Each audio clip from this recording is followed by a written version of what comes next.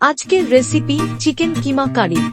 Chicken কিমা কারি বানানোর জন্য লাগবে 450 গ্রাম চিকেন কিমা, 2 মিডিয়াম পেঁয়াজ, 6 কোয়া রসুন কুচি, 1 চা চামচ আদা বাটা, একটা মিডিয়াম টমেটো, 2 মিডিয়াম আলু ডাইস করে কাটা, আর ধনেপাতা।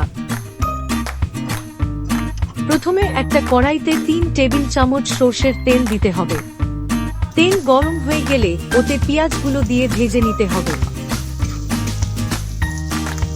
পেঁয়াজ ভাজা হয়ে গেলে ওতে টমেটো, রসুন আর আদা বাটা দিয়ে মিশিয়ে নিতে হবে।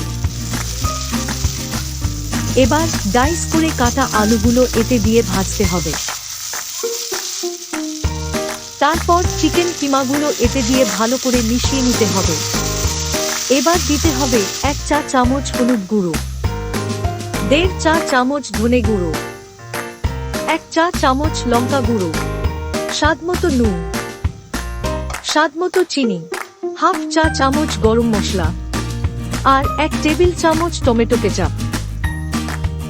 এবার মিডিয়াম হাই ফ্লেমে মশলাগুলো চিকেনের সাথে খুব ভালো করে মিশিয়ে নিতে হবে। তারপর এতে 1 কাপ বা পরিমাণ মতো জল দিয়ে দিতে হবে। সব শেষে ঢাকা দিয়ে 40 মিনিট কুক করে নিতে হবে।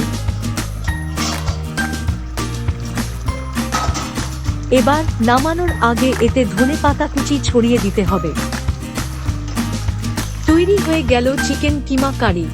ভিডিওটি ভালো লাগলে লাইক, শেয়ার করে দেবেন আর আমাদের চ্যানেলটা সাবস্ক্রাইব করে নেবেন এরকম আরো রেসিপির জন্য।